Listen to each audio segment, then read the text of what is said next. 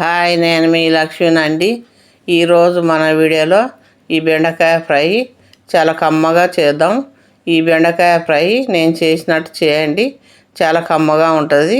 దీని కొరకు బెండకాయలు 1/2 కేజీ బెండకాయలు ఈ వాటర్లో వేసి కడిగి పొడి బట్ట తీసుకొని తుడిచి ఇలా ముక్కలు చేసుకోవాలి. జిగురు లేకుండా ఉంటుంది బెండకాయ ఫ్రై. చిన్నగా పెద్దగా కాకుండా అలా మీడియంగా చేసుకోవాలి. ఒక కడాయి పెట్టుకొని పొయ్యి మీద ఒక స్పూన్ నూనె వేసి ఈ బెండకాయ ముక్కలు వేసి బాగా కలర్ వచ్చే వరకు, బ్రౌన్ కలర్ వచ్చే వరకు వేయించుకోవాలి.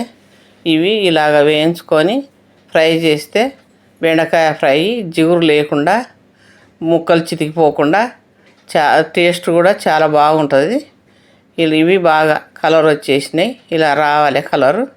ఇలా కలర్ వచ్చిన తర్వాత ఇవి తీసేసుకొని ఒక గిన్నెలో పోసుకొని మళ్ళీ అదే కడాయిలో ఇంకొక స్పూన్ నూనె వేసుకొని 1/2 స్పూన్ ఆవాలు, 1/2 స్పూన్ జీలకర్ర, 1/2 స్పూన్ మినపప్పు, 1/2 స్పూన్ శనగపప్పు వేసి ఇది కొంచెం వేగిన తర్వాత కరివేపాకు వేసుకుందాం.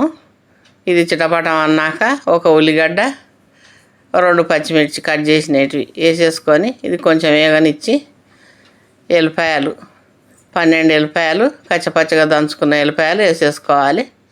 వేసేసుకొని ఇది బాగా కొంచెం వేగే వరకు, కలర్ వచ్చే వరకు వేయించుకోవాలి. అప్పుడు బెండకాయ ముక్కలు పోసేసుకొని ఇవి బాగా కలిపి 1/2 స్పూను పసుపు, సరిపడా కారం, సరిపడా సాల్ట్, 1/2 స్పూను జీలకర్ర పొడి, 1 స్పూను కొబ్బరి పొడి, 1 స్పూన్ ధనియాల పొడి వేసి ఇది బాగా కలిపి 2 నిమిషాలు వేగనీయాలి.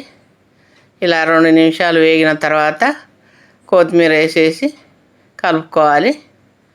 ఇది బాగా కలిపేసుకొని ఇంతేనండి. ఇది చాలా టేస్ట్గా ఉంటుంది. ఇలాగ బెండకాయలు వేయించి చేసిన ఫ్రై. ఈసారి మీరు చేసినప్పుడు ఈ బెండకాయ ఫ్రై ఇలాగే చేయండి. ఈ టేస్ట్ మీకు కూడా నచ్చుతుంది. ఈ వీడియో మీకు నచ్చితే లైక్ చేయండి, షేర్ చేయండి. మా ఛానల్ను సబ్స్క్రైబ్ చేసుకొని వారు సబ్స్క్రైబ్ చేసుకోండి.